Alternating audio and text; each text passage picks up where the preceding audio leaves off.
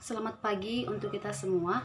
Pada kesempatan kali ini, saya Narta Marbun akan menyampaikan laporan bacaan saya mengenai peperangan rohani menurut surat Efesus. Seperti yang kita ketahui, hingga saat ini kuasa kegelapan terus menyerang orang percaya yang telah membutakan mata hati orang percaya sehingga sering sekali manusia dapat bertindak tidak sesuai dengan kehendak Allah. Dan pada laporan bacaan ini ingin membahas bagaimana kuasa kegelapan telah dikalahkan oleh Allah melalui Yesus Kristus. Meski demikian, iblis masih berusaha melakukan pemberontakan kepada Allah melalui manusia. Sehingga pada pembahasan kali ini ingin menyampaikan bagaimana strategi dan senjata-senjata yang harus dimiliki orang percaya dalam melakukan peperangan rohani. Kita masuk kepada pembahasan. Yang pertama, kita ingin mengetahui bagaimana sebenarnya latar belakang surat Efesus ini. Jadi pada abad yang pertama, kota Efesus terkenal dengan pusat perdagangan dan juga terkenal dengan kegiatan seksual dan okultis. Rasul Paulus telah 2 kali mengunjungi kota Efesus, di mana kunjungan yang pertama yaitu ketika di akhir perjalanan misionarinya yang kedua. Rasul Paulus memasuki rumah-rumah ibadah dan berbicara kepada orang Yahudi. Dan kunjungannya yang kedua yaitu di akhir perjalanan misionarinya yang ketiga. Namun pada kunjungan yang kedua ini terjadi beberapa peristiwa yang pada akhirnya membuat orang-orang Efesus banyak menjadi percaya kepada Tuhan, di mana roh jahat baik secara langsung dan tidak langsung menyatakan peperangan untuk menghalangi pelayanan Paulus. Namun Allah menurunkan karunia-Nya khusus di kota Efesus, yaitu berupa bahasa roh, nubuatan, mujizat penyembuhan, pengusiran roh jahat, dan pembakaran buku sihir, agar penduduk Efesus dapat berbalik dan dari pemujaan roh jahat kepada Allah.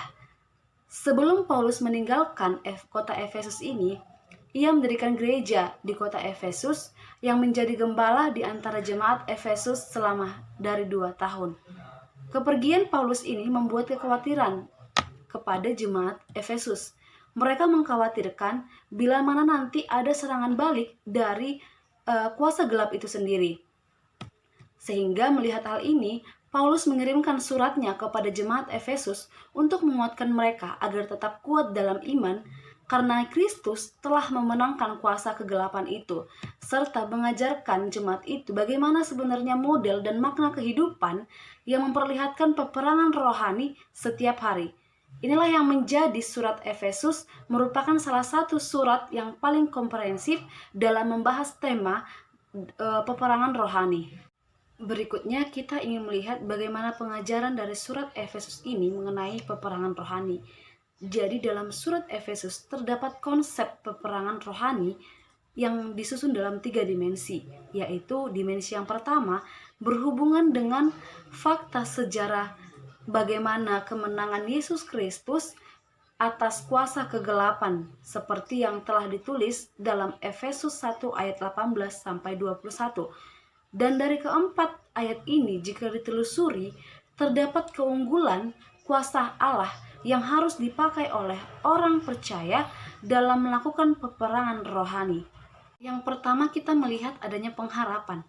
Kita tahu bahwa kuasa kegelapan itu dapat membutakan hati orang percaya, sehingga yang dimaksud dengan pengharapan adalah hasil karya Yesus Kristus melalui kematiannya di kayu salib, di mana hal itu dapat mencelikan mata orang percaya atau mengalahkan kuasa kegelapan itu dan melihat kemuliaan Yesus Kristus.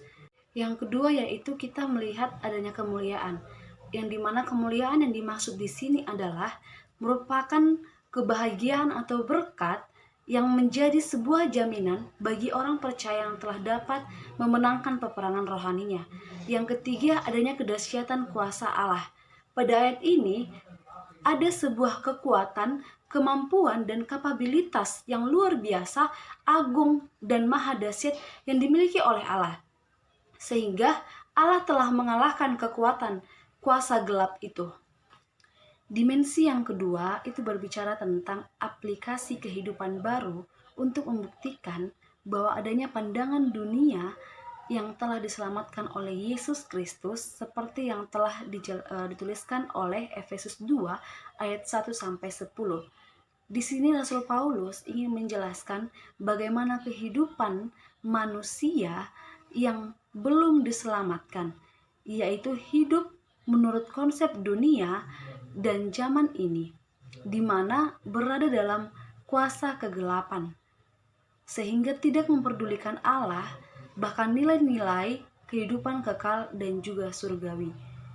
Dan di sini Rasul Paulus menggambarkan kehidupan manusia yang belum diselamatkan itu dan hidup dalam belenggu dosa dan kuasa kegelapan seperti sebuah kematian. Sehingga dalam hal inilah manusia harus diselamatkan oleh Allah.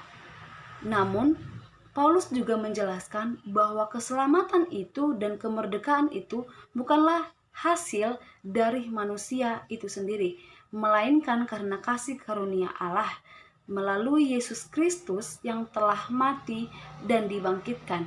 Jadi dalam kata arti bahwa orang yang percaya akan dibangkitkan dan dimuliakan bersama-sama dengan Yesus Kristus.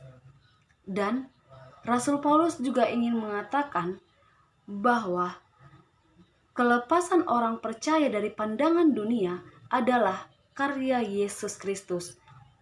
Sehingga bukti adanya perubahan pandangan dunia dari manusia itu atau manusia yang telah diselamatkan, adanya transformasi dari nilai-nilai kehidupan, yaitu memiliki tujuan hidup, konsep hidup, gaya hidup, dan kelakuan baru, yang artinya meninggalkan kehidupan yang lama dan kehidupan yang baru telah datang. Dimensi yang ketiga membahas bagaimana strategi orang percaya dalam menghadapi serangan iblis. Seperti yang tertulis dalam Efesus 6 ayat 10-20.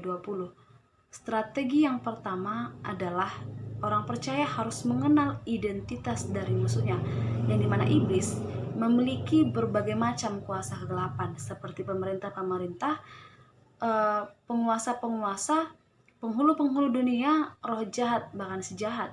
Yang kedua adanya strategi bertahan. Yang dimaksudkan strategi bertahan di sini adalah bahwa orang Kristen harus kuat dalam Tuhan, harus mengenakan perlengkapan senjata Allah dan mengambil seluruh perlengkapan senjata Allah. Yang artinya bahwa orang percaya harus bersandar kepada kuasa Allah. Strategi yang ketiga adalah perlengkapan senjata Allah untuk orang percaya dapat bertahan, karena memang manusia tidak dapat bertahan melalui kekuatannya sendiri, sehingga orang percaya haruslah bersandar kepada Allah. Berikut beberapa perlengkapan rohani yang telah dituliskan oleh Paulus dalam surat Efesus. Yang pertama, orang percaya harus berikat pinggangkan kebenaran, yang dimana kebenaran ini adalah Injil Allah sebagai kekuatan untuk menghancurkan tipu muslihat iblis. Yang kedua, orang Kristen haruslah berbaju jirahkan kebenaran, yaitu karakter hidup yang benar. Yang ketiga, haruslah berkasut kerelaan untuk memberitakan Injil damai sejahtera. Yang berikutnya, orang Kristen harus memiliki perisai iman untuk memadamkan semua panah api dari si jahat.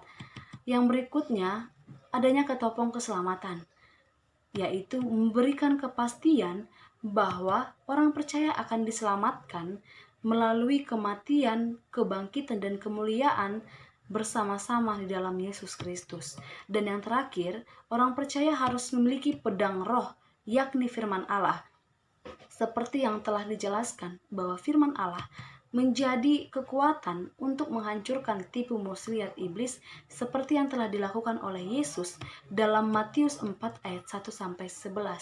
Dan pedang roh ini adalah kuasa dari Roh Kudus.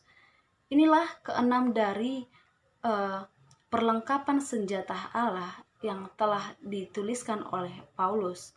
Namun di samping hal itu, Paulus juga memberikan praktikal untuk melangsungkan atau memakai perlengkapan senjata Allah ini, yaitu doa, di mana doa menjadi fondasi dasar dan sarana dalam keenam senjata Allah ini.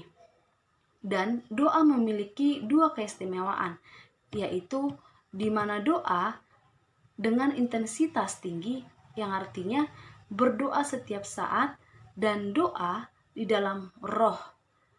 Salah satu bentuk doa dalam peperangan rohani adalah puji-pujian seperti yang telah dituliskan dalam Efesus 5 ayat 18-19. Dari hasil laporan bacaan ini saya menyimpulkan bahwa peperangan rohani menurut surat Efesus menuliskan kalau kuasa Allah jauh lebih besar dari kuasa kegelapan, yang artinya kuasa kegelapan telah ditaklukkan dan dikalahkan oleh Allah melalui kematian dan kebangkitan Yesus Kristus. Hal ini juga menunjukkan bahwa orang percaya telah dimerdekakan dan diselamatkan dari belenggu kuasa kegelapan. Meskipun demikian, iblis masih memiliki sisa-sisa kekuatan untuk melakukan penyerangan kepada orang percaya. Oleh sebab itulah, orang percaya memerlukan senjata Allah di dalam doa untuk bertahan dan mengandalkan kuasa Allah. Demikian penjelasan saya. Terima kasih.